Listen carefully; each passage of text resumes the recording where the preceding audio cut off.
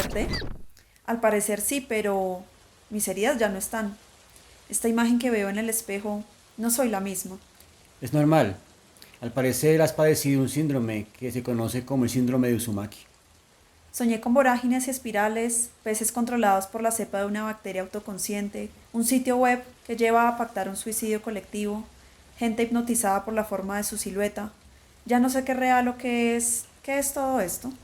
No hay más remedio. Hay que aplicar una inyección de Yunjicosito 500 y esperar qué ocurre contigo. Amigas y amigos de Estereoscopio. Esta semana les hablaremos del mangaka Junji Ito. Hola amigos y amigas de Celoscopio, yo soy Pixie. Y yo soy Tatiana. Y hoy les queremos hablar de la obra del mangaka Junji Ito. Para empezar, el término mangaka hace referencia a esos autores, ¿no?, que hacen este tipo de obras y está compuesto por el sustantivo manga, que traduce cómic, y el sufijo ka, que es un agregado que significa creador de, dándole así a la palabra una carga honorífica que indica maestría. Junji Ito nació en la prefectura de Gifu el 31 de julio de 1963. Su interés por el manga de terror empezó en la escuela primaria cuando su hermana mayor le prestaba su colección del maestro Kazuo Mensu. Espera, Tatiana, tal vez quienes nos ven en este momento no sepan quién es este mangaka. Él es un artista especializado en horror. Básicamente nació en la prefectura de Montecoya el 3 de septiembre del 36 y a menudo es considerado como el padre del género. Publicó su primer libro de manga mientras estaba en la escuela superior y cuando su carrera como mangaka empezó después de la graduación. Después de mudarse a Tokio, en 1962 desarrolló su famoso estilo detallado de manga de horror y desde entonces publica su manga en toda clase de géneros que iban desde el horror, pasando por ciencia ficción y por humor. Así, inspirado por la afición de su hermana a dibujar y por la obra de Umensu, este joven descubrió un hobby que al principio era alternado con sus estudios y más tarde fue combinada con su profesión de dentista. Algunos de los temas recurrentes de la obra de Ito incluyen el terror, la sangre, los personajes aparentemente normales que comienzan a actuar irracionalmente, la ruptura de la sociedad, los organismos de aguas profundas y la inevitabilidad de la propia muerte, ¿no? Inevitabilidad se pronuncia. Inevitabilidad.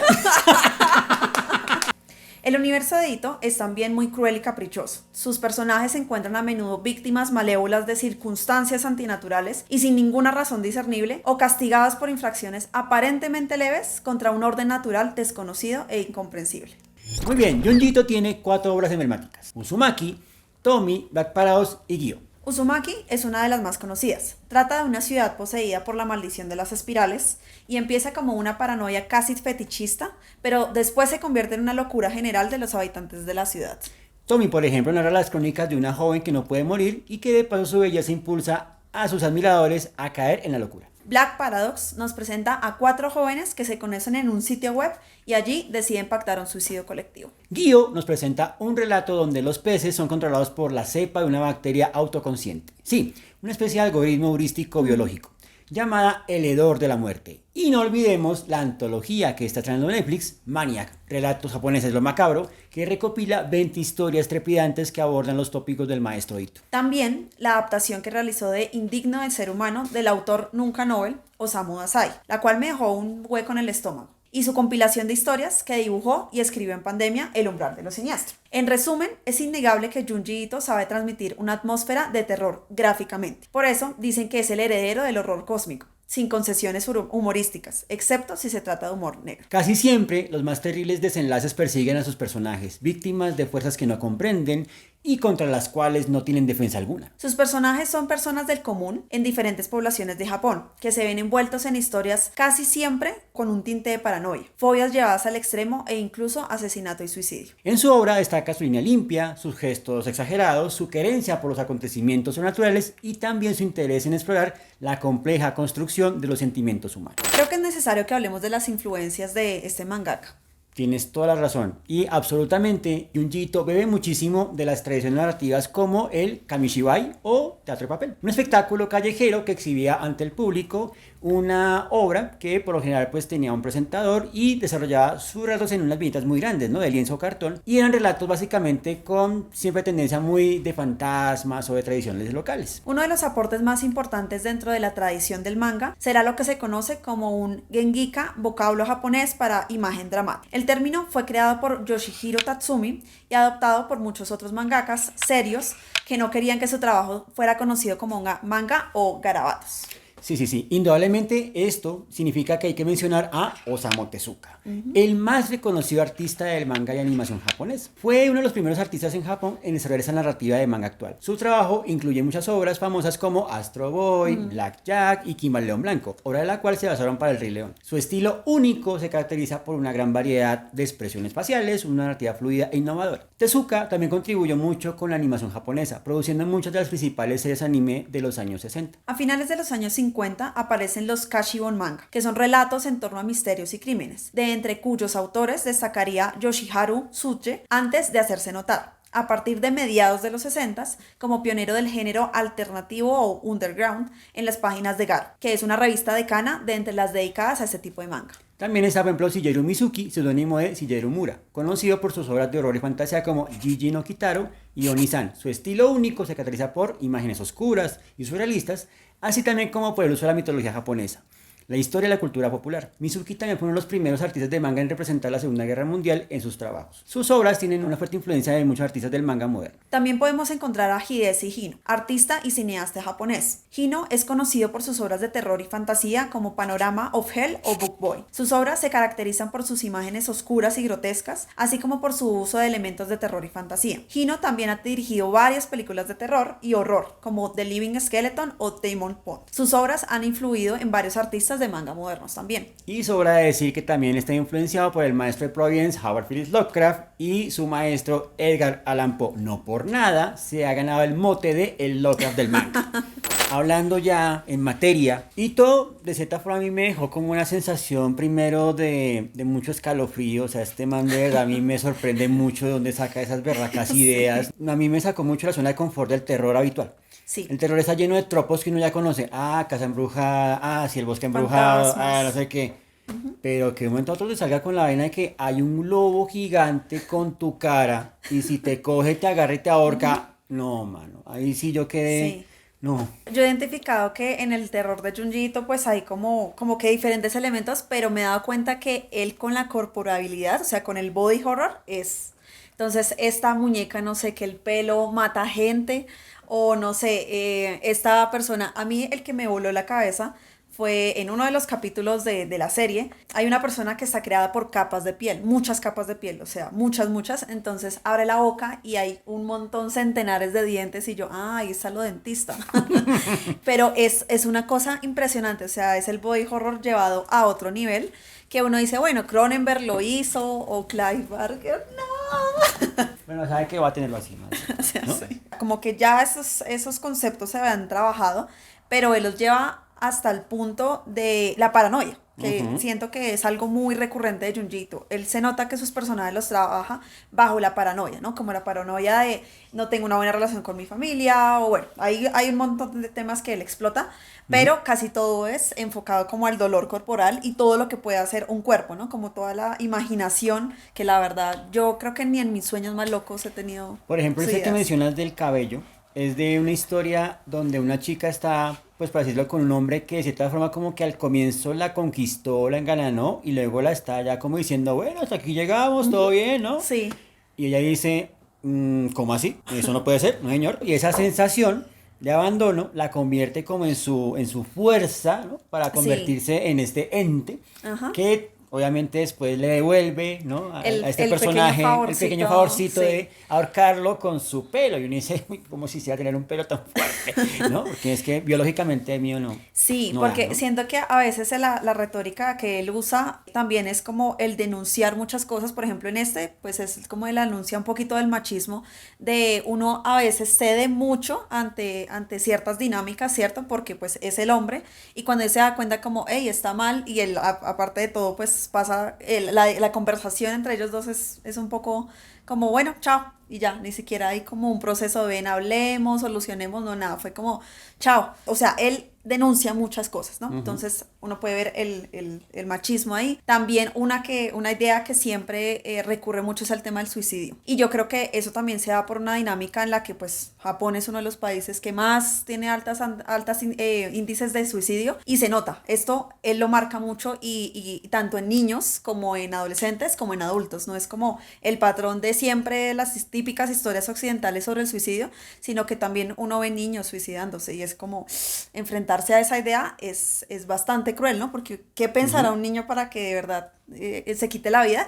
Y además de eso, aterrorizar a la familia, ¿no? Porque también están esos personajes que, no sé, se convierten en fantasmas y siguen allá, diciendo a la Se mamá, quedan tú en eres el la bucle, peor, y en el bucle ahí en el bucle. atrapados, ¿no? Ajá. Ahora, hablando de niños y esto, hay una cosa muy importante y es que Junjito habla mucho siempre de familias. Familias donde hay una anomalía, uno de los hermanos como que no encuadra mucho, Sí. el otro como que ya es demasiado responsable y ya como muy llevado al extremo de ser el hermano mayor o lo que sea, Ajá. y está como el del medio que hay como de ni para acá ni para allá, ¿no? Hay una historia que me pareció interesante que es cuando uno de los hermanos supuestamente hace un acto de invocación ritual, ¿cierto? Canaliza al papá, ¿cierto? Y hace pasar al papá como, oye, tú no has hecho su trabajo como hermano mayor, eres una excepción, eres una vergüenza. No, lo siento, papá, sí, yo me voy, no sé qué, ¿no? Y resulta siendo una mofa del hermano, Ajá. cuando después el otro hermano, que es más raro aún, sí lo invoca, y ahí sí llega el papá, ¿no? Sí. Y les hace ver, ¿no? Un montón de vainas. Eso me pareció a mí muy particular porque en Colombia pues uno ve unas familias que uno dice, no, Particulares. eso son ciencia ficción, eso es puro Eso- terror, ¿no? eso solo ¿Qué pasa va? en Colombia. Sí, no, hay cosas que son muy similares, ¿no? Bastante. O por ejemplo, esta historia también de la serie en donde también es la familia, en donde la mamá consiente mucho a uno de los hijos, mucho, mucho. De hecho, hay 2 capítulos en realidad donde hay esta mamá sobreprotectora que ama y que se nota el favoritismo entre uno de los hermanos y eso como marca como la psicología del otro hermano, como, es que ese es el favorito, ese es el que sí le dieron la oportunidad de estudiar, el que le consentían, le compraban, le cuidaban y todo el asunto, como esa frustración, ¿no? Entonces, este capítulo, por ejemplo, de este niño que consentían mucho, que le gusta meterse como clavos en la boca, que, yo... De hecho, cuando yo vi el capítulo, yo como sentía como el sabor del metal en la boca. Entonces, siempre como, hey, dile algo, está matando al gatico, está haciéndole daño al gatico, o está, no sé, no me está dejando estudiar, o está como haciendo muchas cosas como muy fastidioso. La mamá es como, ay, pero es que él es así, y él es así. Entonces, esa dinámica de la familia se marca mucho, muchísimo. Y el otro, que también es como, ahí se ve bastante claro, es el tema de cómo se construyen las relaciones y las emociones alrededor de las emociones, porque ahí donde lo ven, Junjito es muy emocional, o sea, él juega mucho con las emociones, la emoción de la ira, la emoción, por ejemplo, de, no sé, el amor entre parejas y cómo también es llevado al límite, pero el man es muy emocional. Ahí en medio de sus muñequitos raros y sus muñequitos bien grotescos, él es muy emocional. Yo me he dado cuenta que hay unas emociones que trabaja que a veces uno queda pensando como, ¿qué estará pensando qué estará pasando por su cabeza para que él exprese de esa manera la ira, por ejemplo, que se marca mucho en algunas historias. Ahora, yo siento algo muy interesante en Junjito y es que cuando él hace el final, él lo que hace es como dejarte la pista de lo que podrá suceder. Ajá. Él no la cierra, sino Sí. básicamente hace que el lector la cierre. Sí. ¿No? Y eso me parece aún más interesante como autor porque muchos mangakas siempre es como, no, yo cuento inicio, no desenlace y lo Ajá. dejo tal como es. Sí. Junjito lo que te dice es como, ahí Ahí le verá. dejo la inquietud, ¿no? Ahí dejo Ahí verá. esto, me retiro lentamente, usted verá cómo la finaliza, pero ahí está el asunto, Sí, ¿no? casi siempre las historias son abiertas, termina siendo como, no sé, la maldición sobre la ciudad, aunque bueno, Uzumaki sí tiene una especie de final, es como la única que yo he visto que sí tiene, entre comillas, final, pero claro, es que estamos hablando que es un tomo gigante, A ver, donde hay esto sería muchas historias. categoría un tocho. Un tocho, un sí, tochito. un toche de manga. Entonces, casi siempre las deja abiertas y pues es chévere porque también da a la imaginación e incluso en la misma serie. Hay un capítulo como a la mitad en donde pues es la historia de este niño que les contaba que fue uno de los que más me gustó y al final vuelven a retomar algo que pasó en esa familia, pero pues simplemente fue como una historia, sí, así como de las aventuras de este niño Soichi, que todavía me acuerdo el nombre y me da fastidio solo escuchar el nombre. O más porque- bien las desventuras. Las desventuras de Soichi, sí. Sí, Entonces, sí, no, definitivamente, pues eso sí es como un recurso muy tradicional de muchas historias de terror, como dejarlas abiertas. Algunos, últimamente sí les ha gustado como cerrar las cosas, pero pues eso es chévere porque a la final Junjiito es como, ahí les dejo y ustedes quédense con la imagen en la cabeza, porque eso sí también pasa mucho. Hablando de cabezas, el capítulo de las cabezas flotantes. Unas cabezas flotantes, o sea, imagínense ustedes su cabeza gigante en la ventana. No, esa cosa produce pesadillas, la verdad. Y que empezó inicialmente con la cabeza de una idol, ¿no? Una artista muy Ah, sí, popular ajá. que todo el mundo quería, ¿cierto? Y cuando esa cabeza... La Dua Lipa de... ¿no?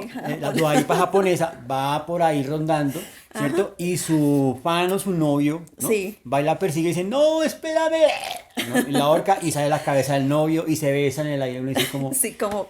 no, Junjito, ¿qué te pasa? ¿Qué ¿no? te pasa? Sí. Pero también mira que me he dado cuenta, bueno, estas historias entiendo que están basadas como en los primeros, como las primeras historias que él escribió, pero después de que me leí El umbral de lo siniestro, que es el que precisamente pues estaba leyendo, escribió en pandemia, él retomó como ideas, así como bocetos que tenía, pero dijo, bueno, voy a sacar para pandemia, y ya se siente un Junjito más maduro. O sea, un Junjito que habla más abiertamente de cosas. Por ejemplo, hay una que me gustó mucho, que retoma la figura de la Virgen María y habla de la pedofilia en la iglesia.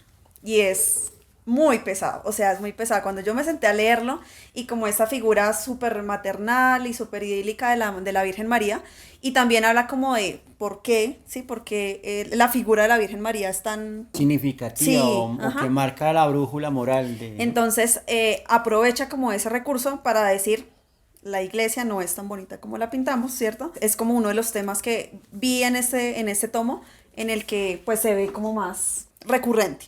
Entonces, en por ejemplo, ahí uno nota un Junjiito que también fue afectado por la pandemia. O sea, eso hasta el que más creepy es, porque la verdad es que Junjiito es muy creepy, hasta él se ve afectado por ese tema de la pandemia, porque empieza como a retomar esos trabajos de antes y hacerlos un poco incluso más gráficos. O sea, cuando yo leí Uzumaki, cuando leí hay escenas acá que son mucho más gráficas y más, no sé, me dejaron pensando más, sobre todo por los temas. Hay historias acá que simplemente es para mostrarte el muñequito y asustarte. En es como, acá está hablando abiertamente de la pedofilia en la iglesia, por ejemplo. Bueno, pero digamos que ahí ya viéndolo por el otro ladito, ¿no? Digamos que cuando uno ve físicamente a Junjito, ¿no? O sea, uno lo ve, realmente es una persona del común que uno dice, pero este man, ¿cómo va a ser tan aterrador? ¿No? Si el man es lo Sí. más kawaii, se pone muñequitos, sombreritos de hecho, colores, ¿no? ajá. Habla con la gente así, come Sí. heladito, ¿no? Y uno dice, pero ¿qué pasa acá? ¿No? Y lo comparan mucho con Miyazaki. con Miyazaki. Miyazaki sí es todo colorido, todo bonito, pero la verdad el man es muy, ¿no? Es muy Totalmente. depresivo. Hay un meme que ahí se los dejaremos, que comparan como la retórica y los dibujitos de Miyazaki con Junjiito y con los... Y ahí voy al tema es que el terror es uno de los géneros que a mí personalmente me gusta mucho porque es catalizador. O sea, es como que uno puede leer terror y ahí como que simplemente saca muchas cosas y se nota que él utiliza eso para, no sé, probablemente puede que también sufra depresión como Miyazaki, pero pues él simplemente lo plasma en sus dibujitos y ya trata de vivir su vida, pero es muy curioso porque obviamente uno mira los dibujitos el manga de Miyazaki y claro, son todos tiernos y porque también hablan de temáticas un poco oscuras a veces, en algunas películas se ve, pero pues el man está en una depresión fuerte. Sí, por eso, amigas y amigos del Celoscopio, cuando tengan problemas, ya saben, dibujen terror y todo será más feliz. Bueno, esperamos que le den muchas ganas de leer Junjito. Y si quieren apoyar a un canal que apoya 100% la creación de apéndices monstruosos para hablar de problemas contemporáneos, no olviden darle like, suscribirse al canal y darle a la campanita. Y si quieren escucharnos en el bus, pueden también hacerlo a través de Spotify, donde van a estar colgados todos los episodios. Transmilenio.